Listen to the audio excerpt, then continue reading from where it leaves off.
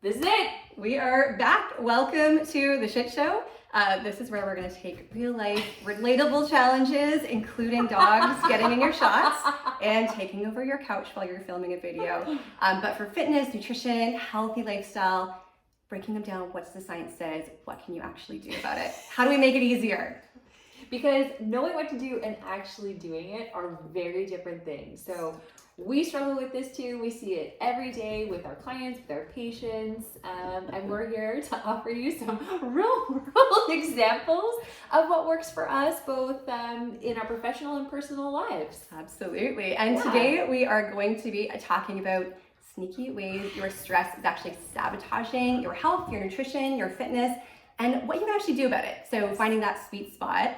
But before we do that, we're doing our usual, what are you struggling with and what are you killing? And we've got an amazing guest who you can barely see. Behind Stella.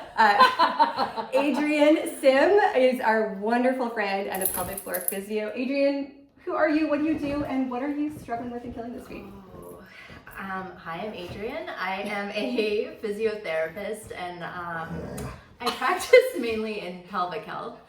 So, and I work with these beautiful humans here. Yes. So what am I struggling with? I was just saying earlier, I'm on a bit of a downslope, coming off all of the really busy time of the year. We finished soccer with the kids and work, travels and presentations, and in this bit of a lull right now where I'm feeling pretty anxious about things and what the next thing is. But I'm just know that I have to be here for a while to actually get that restful place happening. So be one with it.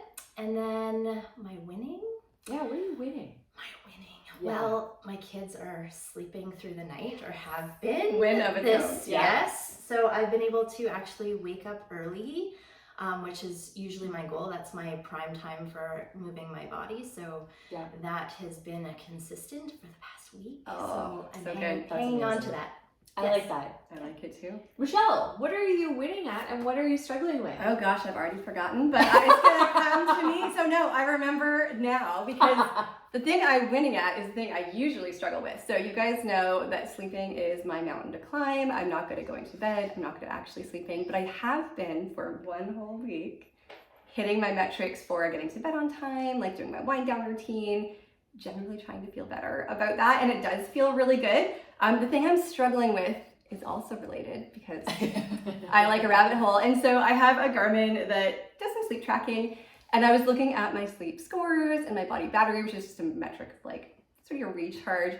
And my sleep quality is absolute shit.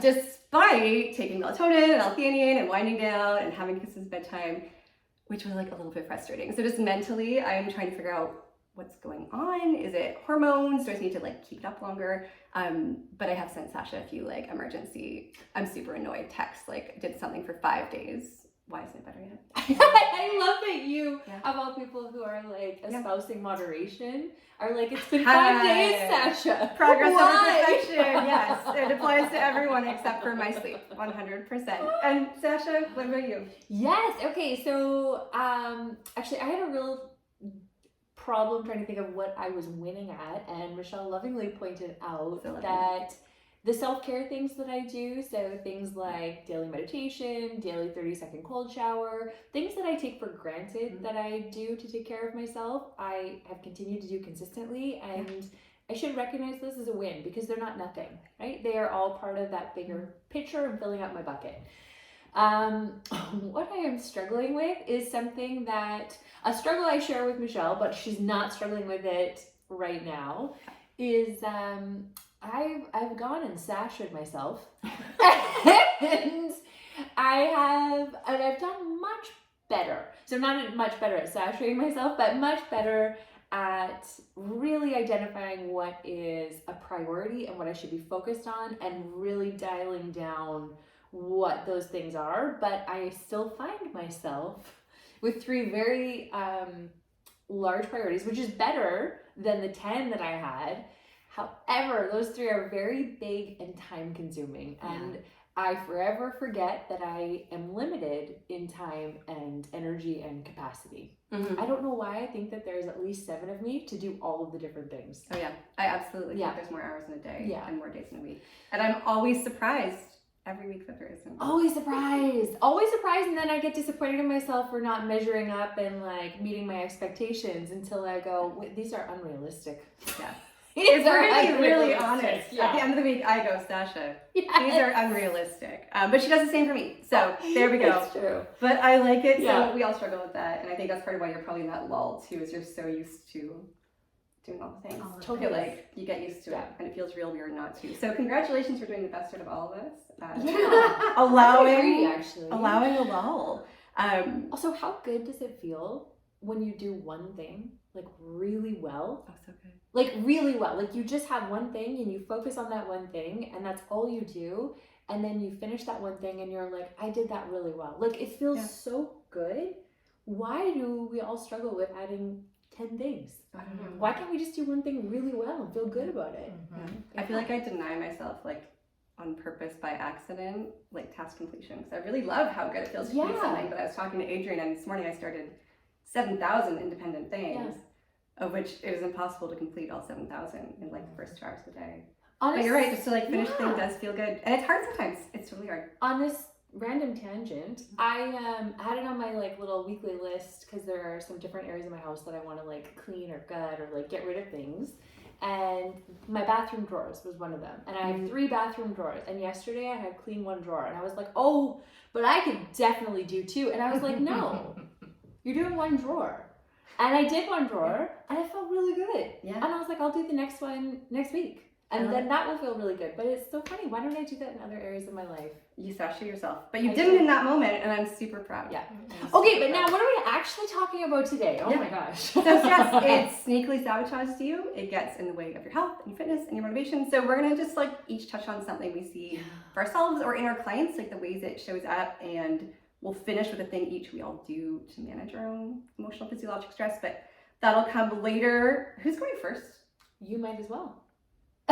I nominate you. I like it. So one of the ways I see stress show up for my clients a lot because they're largely like women, mid-30s and up. Like their lives are busy. They're driving kids. Their careers are taking off. They're managing their house. They're trying to like vacation and work out and like go to therapy. It's a lot. But we often are really good at just like functioning like right below the red line or sometimes right at the red line and normalizing that both culturally and within ourselves. So physiologically for my women, this often shows up in 2 ways. So one is really sluggish weight loss. So they are like working out and they're not eating that much and they're being super mindful and there's just nothing happening. And it's the most frustrating thing in the whole world. I feel like you're doing everything right and your body's just like, no, thank you. But part of that is twofold. So when we are stressed very acutely or more often chronically at that kind of medium to high level, we can actually lower our metabolic rate. So your natural calorie burn goes down. Because we evolved when like that might be a famine or like maybe there's a lion stalking your caves. You've got to conserve energy till you can go forage again. Our bodies interpret that very differently and slow it down. And at the same time, super fun, we upregulate hunger hormones and we dial down impulse control in our brains. So things like cravings, portions, all of that can go up without it feeling really off the rails or out of control, but it's contributing to burning less and typically eating a bit more. And that is super frustrating. So not sleeping, not managing stress, not that we can take it away, but finding ways to offset it during your day, the way we'll talk about, is super important for getting that energy back and just getting to a healthy weight, whatever that looks like at this age, without so much effort, so much stress, like so much punishing yourself. So that is the biggest way I see it show up. It also shows up in your gut. That's like a whole other day of things. So we're not going to go in there. But if you guys have questions about that, let us know below and we'll chat about it another day. Adrienne, what about you? How does it show up for your clients? Yeah, I mean, I'm right there with Michelle, and I think we all see this group of people coming through our spaces. But yeah, in terms of, physiologically in your body physically, Oftentimes we'll see this as, again, you know, sometimes neck pain or something like that, where again, more stress, more muscle tension, which can also feed down into the abdominal area, which can then affect your gut and motility, and also impact the pelvic floor, whether you're holding tension in the pelvic floor as well, which can have a whole host of symptoms. So again, people coming in and saying, you know, I'm experiencing some leakage or something like that, so from my bladder. And so we, you know, actually do dive into this. What are your stress levels like? Because you can actually leak when you have higher tension in your pelvic floor. So a lot of people think that it's just a weak and loose pelvic floor. Well, it can in fact be when, you know, you're in higher levels of stress that you actually can experience that. Or again, having more painful periods or something like that, where again, this bout where we're having more stress and, you know, we're just holding more tension in our body. More tension doesn't equal pain, but again, it can drive those sensory experiences in our body that can, you know, feed into it. So that's, And that was like such a surprise for me last year when we first like started learning about what Adrienne does, about like tension can cause, you know, leakage and urinary incontinence. And so often we think about like postnatal or having, you know, a bunch of kids, like it's all lack. So it was really interesting to learn like symptoms are complex, right? And bodies are complex. We don't give enough credit to how stress can actually kind of complicate that. I agree. Picture. And that pelvis is a really emotional part of our body. It is, oh right? my God. So yeah, it hosts a lot of things going on there. So absolutely. I love it. Sasha? Yeah, actually, you know what? I had something that I was thinking of when Adrienne was talking about it. And one of the most common things or ways that I see it show up in the gym is everybody kind of has a part of their body that I always think about it like if you were going to crush a can, where the can is going to break. And so like for me, it's kind of my IT band. So I can actually say like when I'm under stress, even if I am not increasing my running volume or I'm doing something, I could maybe go for my normal 5K run or something like that. And all of a sudden I'm like, oh, what's happening there? And I always think that that's a really kind of like the canary in the coal mine. Like that's what you notice, or what I notice as a coach for people when they're actually in the gym, kind of like where is their body trying to speak to them to let them know that we might need to look at, not stopping, but we might need to look at playing around with the load that they are experiencing, like in the gym, right? So not no movement, but how do we adjust the movement to kind of meet them where they're at? Because I think a lot of times, especially when the body is speaking back to you, it's really easy, especially when you're stressed and busy, to discount it. Be like, I don't have time to deal with this. Like, I just did this thing. It's fine. Like, whatever. I'm just annoyed. And you just kind of keep push. And the body is like, we're not going to go away. Like, we're just going to get louder, and we will stop you if you don't moderate yourself. Like, we'll moderate you. And so I think that actually, I was going to say something else, but that actually, when I was listening to Adrienne, is the thing that I would say in the gym. And it doesn't have to be an injury, but it's like that funny little niggle that you always kind of get, and you're like, maybe I slept funny, but it's just not going away. And then you just kind of push. And then it becomes something that's greater than what it was. Completely. Yeah. I feel like everyone's got something like that. They do. Just a way that your body kind of decides to speak to you. Totally. Yeah. And I'm reticent about using like weakest link. But it kind of is most just a dramatic spot. link, maybe. It's an interesting when we talk about like pain sciences and, you know, in terms of where, you know, injury has happened in the body or where there's a guarding response or something like that, and you know, your threshold is down here and you're puttering around quite well, and then your stress levels increase, so all of those sensory experiences that we have in our body just jump up another notch than where we are becoming symptomatic, right? So it's like, how do we regulate that? And oftentimes we're like, well, we're in pain, so we don't want to move, but it's often the best thing for us. And understanding too, like we were kind of like shooting the shit beforehand, and Adrienne had a really good point too. Like when it comes to stress, like one of the things that you can do is actually move your body to kind of help relieve that stress, or even to ground yourself in your body. Like getting inside of your body will actually help you navigate that stress as well. So it's really finding kind of the right dose for where you're at and just paying attention to where you are and how you're feeling. I love that. Yeah. I think one of the things that's cool about that too is moving your body. As someone who's not as naturally inclined as these two are, like towards fitness exercise, like it was a hard push for me as someone who helped me through 6 months to like be more active, like consistently was. But there's both the sort of like neurochemical response, like things like happy hormones, like regulation of how your brain responds to stress, but there's that physiologic downregulation of stress, right? So you get hormesis, which is you have a little bit of stress and you trigger all of the sort of anti-stress chemical responses in your body and become more resilient physically and emotionally. So exercise in whatever form feels good and you can tolerate is just so impactful. Sometimes it feels really hard, which segues, I think, into what we all do to offset that physiologic nice stress. segue, Michelle. I'll take that. I'll take it. But because like stress doesn't go away, right? Like we can't make your life less stressful. Like we can all speak to how stressful this phase of your life is. Like we are all going through it. But it is still our job to offset it in our body so we can function, so you can protect your health, so you can like feel like a normal human a little bit. Maybe we'll reverse the order. Sash, what do you do to offset your stress daily? Yeah, I think the biggest thing that I do right now is going to be my 30-second cold shower at the end of my hot shower every morning. That's the one thing that I am doing to kind of flip on my little parasympathetic rest and digest and kind of like increase my own little window of tolerance. Yes, it's really cool. Yeah. I'm proud of you. It's a hard one. Yeah.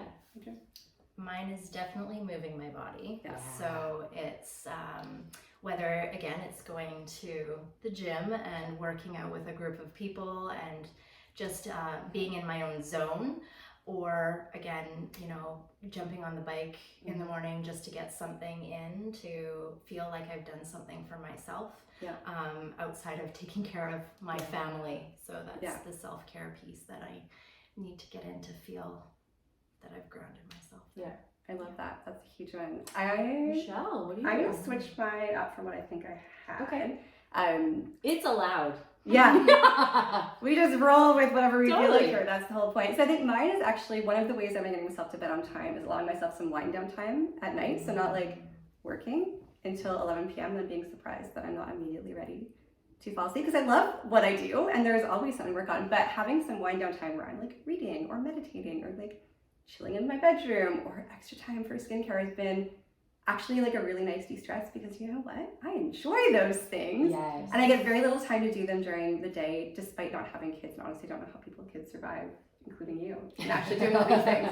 Adrienne's answer is to get up at 5:30, which astonishes and impresses me. But that wind down time, which I've got more often the last few weeks, not perfectly, as someone who received a voice memo from me last night at 11:40, has been really, really helpful, I think, just mentally outside of the sleep part, just to know that I've got some rest coming and then I'm going to shut it off. I do sleep better, but I also feel better during the day. So that one is mine, and that's been a really big push for me to give up on like being productive. Yeah. Which actually circles back to the very beginning when we think about like allowing ourselves to just be with time. Like why do we have to fill time? Why can't we just actually allow time to be there and then us be in time and just pursue whatever we're curious about? Completely. Yeah. Busy is a hell of a drug. It is. Yeah. It really is. Mm-hmm. Yeah. Which I feel like we're all working on. But so that was our little like, you know, maybe 19-minute short video on stress. We hope you watched it, even if it took you like a few goes. But it is such an important topic. We'd love to hear what you guys do for stress or what questions you have about how it impacts body, either nutrition or pelvic floor or fitness. So let us know. And if you have any topic ideas, please just message us. We would love to hear from you. Give us some direction, guys. We clearly need it. Michelle, I think we did good. We absolutely did good. We will see you next time on the show. All right. Bye, guys.